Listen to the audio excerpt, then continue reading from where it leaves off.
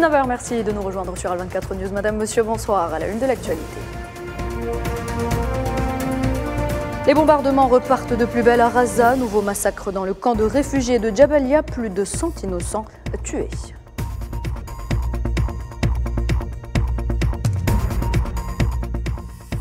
La population de Raza vit dans un cycle de mort, de destruction et de maladie, déclare le secrétaire général adjoint des Nations Unies aux affaires humanitaires, Martin Griffiths.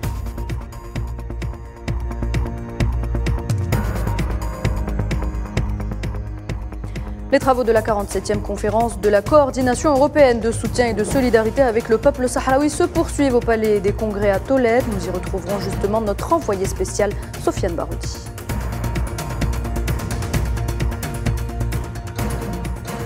Le ministère algérien des Affaires étrangères dément les informations circulant sur les réseaux sociaux au sujet du Mali qu'on lui attribue à travers un faux communiqué et affirme que ces informations sont fausses et dénuées de tout fondement.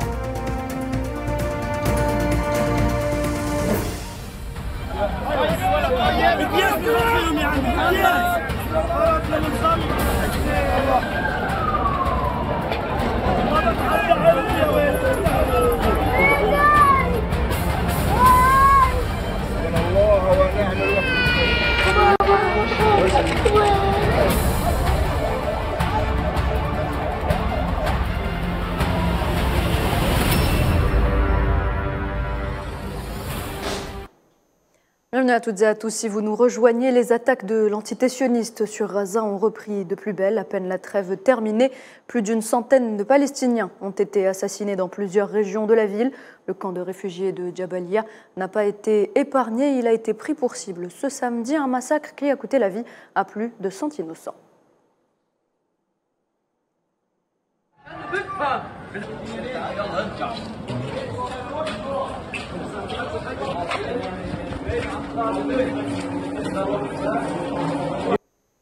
À Deir el-Balah aussi, le cauchemar continue. Plusieurs civils ont été tués dans de nouveaux bombardements. Des dizaines d'autres ont également été blessés.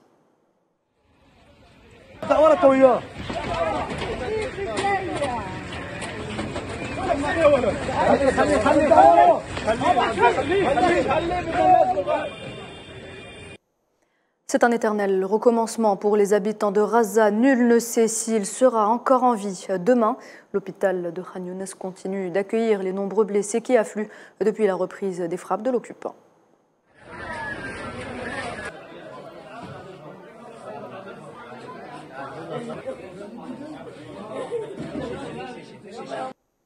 Depuis la reprise de cette agression sioniste, le bilan des martyrs s'est une fois de plus alourdi. Au total, 240 Palestiniens, hommes, femmes et enfants, ont été lâchement assassinés depuis la fin de la trêve.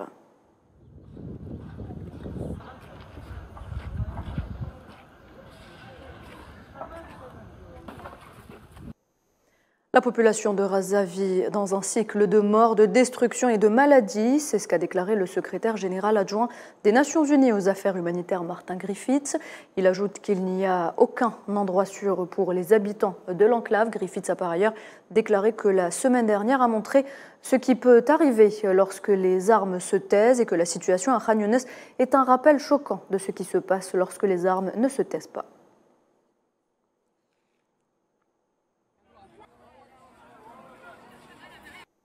Et alors que la situation humanitaire est toujours déplorable, le Croissant Rouge palestinien a déclaré ce samedi que 50 camions humanitaires sont entrés à Raza par le poste frontière de Rafah, avec à leur bord de la nourriture, de l'eau, des kits de premiers secours et des fournitures médicales.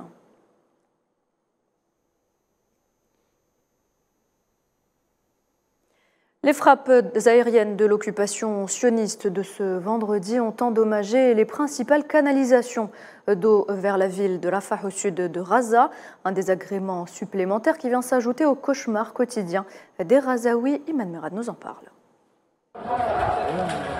Vendredi, à peine la trêve convenue entre le Hamas et l'entité sioniste arrivée à expiration, les frappes aériennes ont repris de plus belle. Les bombardements sur Khan Younes ont engendré des dommages importants au niveau des principales canalisations d'eau qui approvisionnent la ville de Rafah. Les agriculteurs locaux ont affirmé que les canalisations alimentaient également la production agricole, fournissant ainsi de la nourriture aux habitants de la ville de Rafah. Ces tuyaux sont destinés à l'agriculture et aux animaux, aux fermes, aux légumes. Même les gens se douchent et boivent. Ils boivent parce qu'il n'y a pas d'eau potable. Les gens boivent de cette eau. C'est de cette façon qu'ils nous ont tués. Ils nous ont complètement tués. Ils ont tué tout le monde. L'occupation sioniste a toujours ciblé des civils, détruisant tout sur son passage, habitations, hôpitaux, écoles, rien n'a été épargné. Pourquoi cible-t-il une route? A-t-elle fait de la résistance? L'agriculture est le vivier alimentaire pour toute une population. Il cible les gens et les agriculteurs et les champs agricoles. Ils n'ont rien laissé. Est-ce de la résistance? Ce n'est pas de la résistance ou quoi que ce soit. Ce sont des légumes, de la nourriture, c'est tout. Ils font en sorte de priver la population du plus important. Regardez ce qu'ils nous font, ce n'est pas une guerre. Ce n'est pas une guerre contre la résistance, c'est une guerre contre les civils. Quand vous coupez l'eau, contre qui combattez-vous? Vous me combattez par la résistance. Nous sommes des civils et vous nous faites la guerre. La trêve de 7 jours a permis aux Razaouis d'avoir un peu de répit. Un répit vite troqué par la peur de la reprise des bombardements sionistes, décidés plus que jamais à anéantir ce qui reste de Gaza. La trêve d'une semaine a été synonyme de répit. Elle a également été l'occasion pour les Razaouis de retourner chez eux, mais certains ont été confrontés à des images de désolation, maisons détruites, quartiers rasés, mais pas que. Les productions agricoles ont elles aussi volé en éclats. Ahmed Abou Saleh a tout perdu. Le récit d'Amal Amaziane Zitouni. Après une semaine de trêve et d'accalmie, les bombardements sont de retour sur la bande de Gaza, n'épargnant personne ni aucun secteur. Ahmed Abou Salah est un agriculteur dans l'enclave. Découragé, il se promène dans sa serre. Les rangées de plants de tomates flétries ont tué sa saison de récolte et détruit ses moyens de subsistance. Les dégâts dus à la guerre sont totaux. La saison des tomates commence habituellement en octobre à Gaza. Et c'est à ce moment-là que la guerre a commencé le 7 octobre. La saison des tomates a été dévastée. Il n'y aura plus aucune récolte. Nous ne pouvons rien en récupérer. Contraint de fuir les violences, Abou Salah avait quitté sa serre à Khan Younes dans le sud de la bande de Gaza. Il n'est revenu qu'au début du cessez-le-feu d'une semaine. Il a trouvé toutes ses récoltes détruites. Pendant la guerre, cette zone était une zone militaire fermée et personne ne pouvait y accéder. Lorsque nous avons pu rentrer pendant le cessez-le-feu, nous avons constaté que toutes les cultures de la ferme étaient complètement endommagées. Il y a de la peur. Nous ne pouvons pas nous en approcher. Abou Salah est désormais endetté. Les récoltes étaient sa seule source de revenus. Les tomates étaient mon gagne-pain. Je vis de l'argent que je gagne en vendant les produits. C'est pour moi et ma famille. J'ai 10 personnes qui dépendent de cette ferme. Ce que je gagne de la récolte est mon revenu annuel. Maintenant, j'ai beaucoup de dettes. Je suis anéanti. Les pertes quotidiennes de production agricole résultant du génocide contre Gaza sont énormes. Les forces sionistes ont détruit des milliers d'arbres et rasé de nombreuses zones et propriétés agricoles. Une guerre menée sur tous les fronts par l'entité sioniste. Objectif machiavélique, priver les populations palestiniennes de leurs ressources naturelles nécessaires à leur survie. Et les Palestiniens de Cisjordanie occupés ne sont pas épargnés. Sharif Ahmed Sha'ir, âgé d'à peine 16 ans, a succombé à ses blessures subies lors d'une incursion agressive des forces sionistes dans la ville de Jénine. C'était le 9 octobre dernier.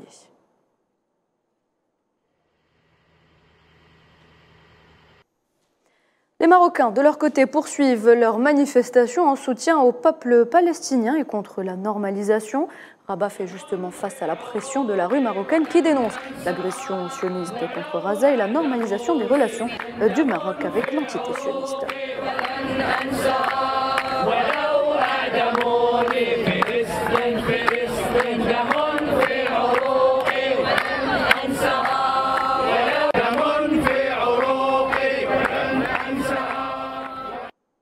Le soutien au peuple palestinien touche également des milliers de Parisiens qui sont descendus dans les rues de Paris ce samedi pour appeler à la paix à Gaza. Ils étaient des centaines à scander des slogans pro-palestiniens et anti-sionistes appelant à un cessez-le-feu.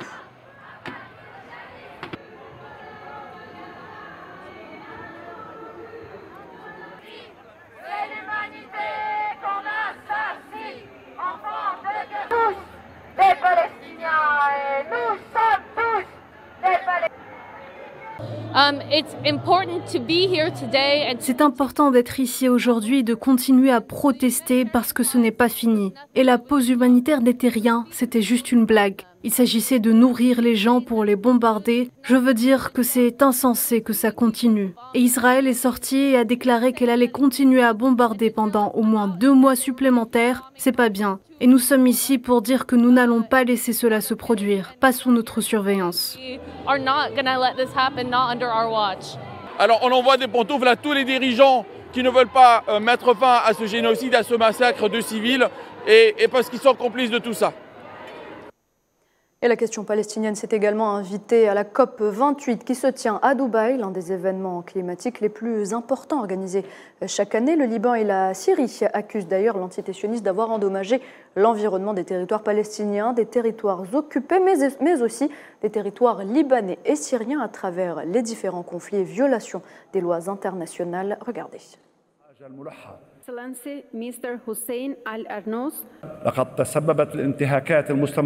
Les violations en cours, qui incluent l'utilisation d'armes interdites comme le phosphore blanc, ont causé la mort de civils et causé des dommages irréparables à plus de 5 millions de mètres carrés de forêt, de terres agricoles et des milliers d'oliviers. Cela a eu un impact sur les moyens de subsistance et les sources de revenus ainsi que le déplacement de dizaines de milliers d'hommes et de femmes libanais.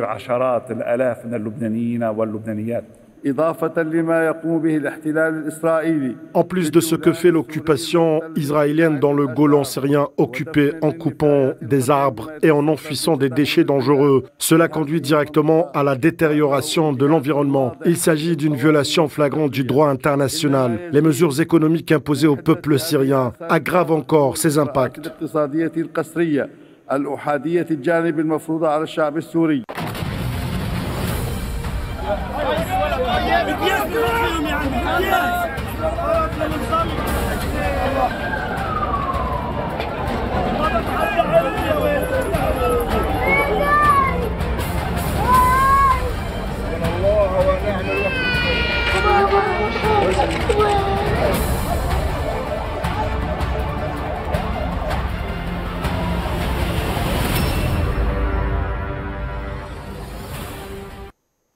Dans l'actualité également, l'armée de l'entité sioniste a mené aujourd'hui des frappes nocturnes, tôt donc ce samedi, près de la capitale syrienne Damas. Selon le ministère syrien de la Défense, c'est à environ 1h35 heure locale que l'ennemi sioniste a mené un assaut aérien depuis le Golan syrien, occupé en ciblant différents lieux. Près de la capitale, les forces de défense antiaérienne de l'armée syrienne ont repoussé cette agression de l'aviation sioniste contre plusieurs positions aux environs de Damas. Et nous évoquions en titre les travaux de la 47e conférence de la coordination européenne de soutien et de solidarité avec le peuple sahraoui. Les travaux se poursuivent donc au Palais des Congrès à Tolède en Espagne avec la participation de plus de 300 représentants de délégations venues des 4 coins du monde. Hier vendredi, les participants ont insisté sur la nécessité d'apporter un soutien international au peuple sahraoui et palestinien opprimés. Le début des hostilités. Les différents échanges qui ont lieu entre les participants maintenant laissent entrevoir qu'il va y avoir une approche innovante, une approche efficace de la politique des comités de soutien au peuple sahraoui, surtout dans l'interpellation des grandes institutions internationales telles que l'ONU, qui va être interrogée sur la lenteur de traitement du dossier sahraoui et le fait que le référendum d'autodétermination n'a pas encore été organisé comme l'ont prévu les engagements de 1991. Mais également l'Union européenne va être interpellée sur son silence à propos du peuple sahraoui et sur la commercialisation illégale des ressources naturelles qu'elle développe avec le régime marocain d'occupation. Et enfin, l'Union africaine sera à son tour aussi interpellée sur le fait que, malgré le fait que la race soit membre fondateur de l'Union africaine et que l'acte constitutif de l'Union africaine soit très clair sur les problèmes de colonisation, le dossier sahraoui n'a pas trouvé encore une issue normale, une issue heureuse, une issue juste dans cette décolonisation du Sahara occidental qui est inscrite sur les tablettes de l'Union africaine depuis maintenant plus de 40 ans. Et en direct de Tolède, on retrouve notre envoyée spéciale Sofiane Baroudi. Bonsoir Sofiane. Bonsoir Nohat.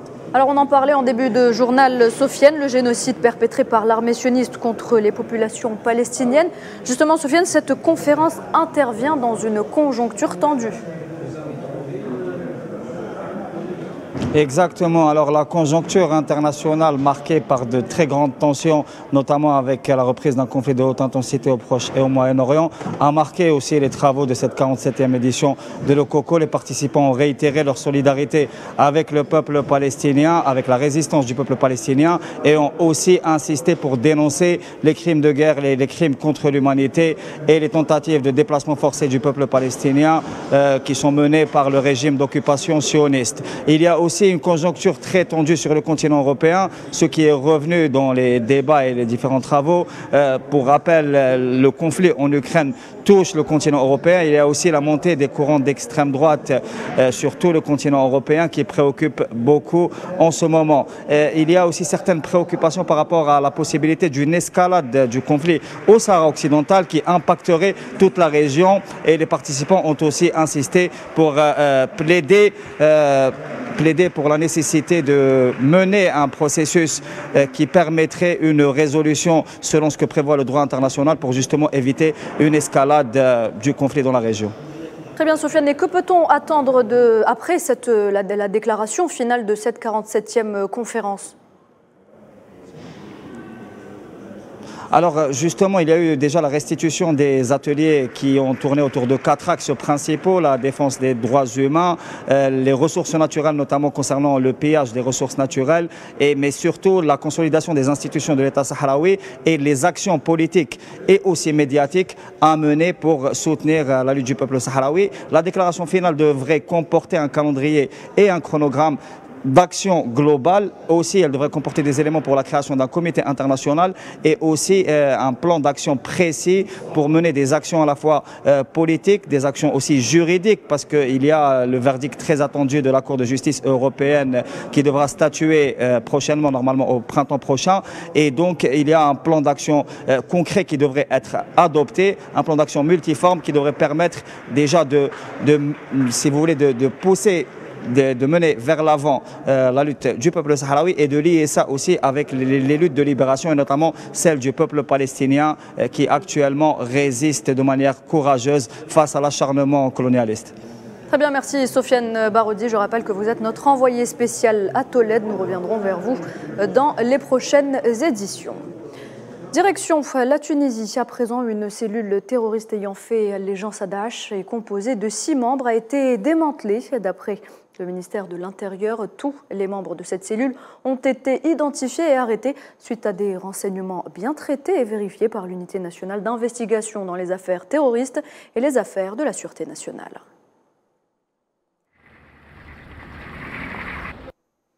La Tunisie, où le chef de la diplomatie Nabil Ammar a reçu vendredi le représentant spécial du secrétaire général pour la Libye, Abdoulaye Bathily, l'occasion pour les deux parties de passer en revue les derniers développements du processus politique en Libye et les efforts de la mission de l'ONU.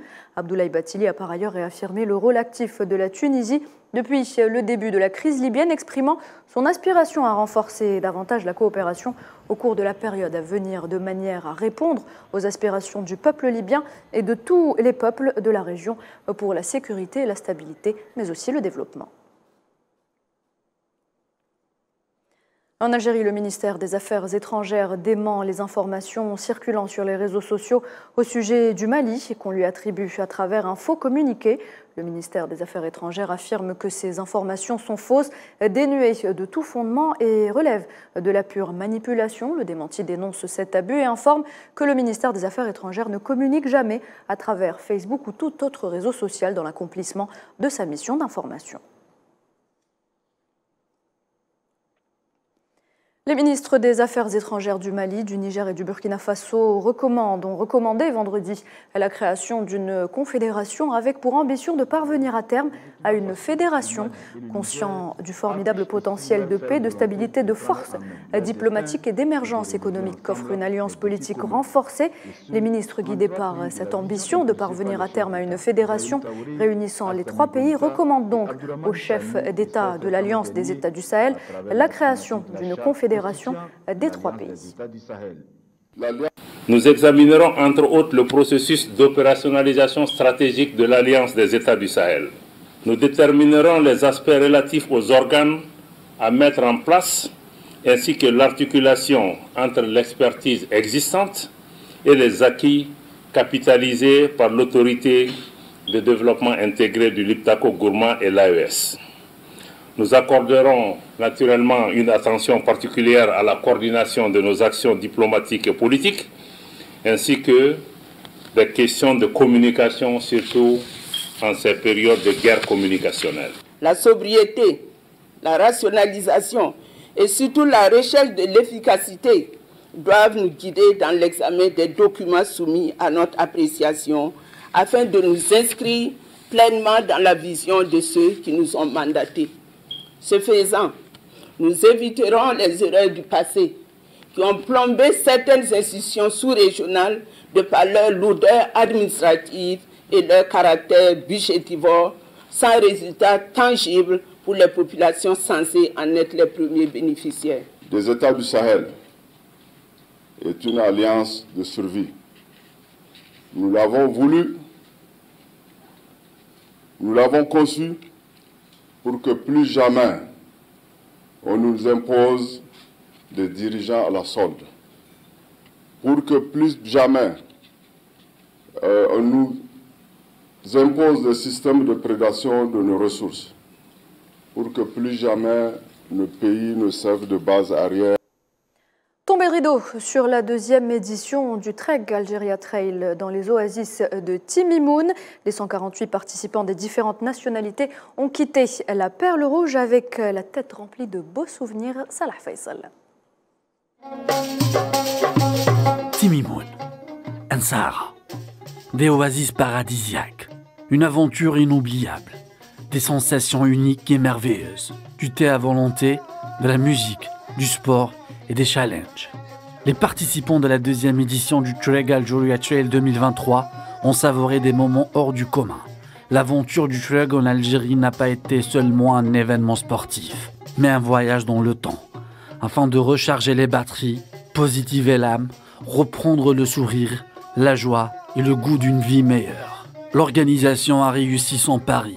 Elle a su marier tourisme et sport. Les participants de la 2e édition du Trek Algeria Trail 2023 ont quitté l'Algérie avec un goût d'inachevé. Mais ils comptent revenir l'an prochain afin de profiter du paysage et améliorer leur performance athlétique et pousser leurs limites et augmenter leur endurance. Comme prévu par les organisateurs, l'événement a été une réussite. Le trek s'impose désormais comme une tradition à perpétuer dans la région. L'accueil et l'hospitalité des habitants de Timimoun, la beauté des dunes ont fait que les invités ont été éblouis. Pour les épreuves de la 2e édition, les noms des lauréats sont connus. Dans l'Ultra Algeria Trail, 182 km, le Danois Johansen Frankted a remporté la course. Dans l'épreuve Algeria Trail 106 km, le Belge Sébastien Penoy et le Français d'Olivier Corentin se sont partagés la première place. Dans l'épreuve de l'Algeria Marathon de 50 km, l'Algérien Medjen Houssine a remporté la première place. Le 2 décembre, le rideau est tombé sur la 2e édition Trek Algeria Trail 2023. Les courses sont enchaînées en plein Sahara, environnement connu pour sa rudesse. Le Trek Algeria Trail n'est pas qu'un simple voyage, une aventure humaine, magistralement fusionnée au sport. Un voyage dans le temps, La prochaine station est prévue en 2024, toujours dans la sublime ville de Timimoun et ses fameuses oasis. C'est la fin de cette édition. Merci de l'avoir suivi. Très bonne soirée et à demain.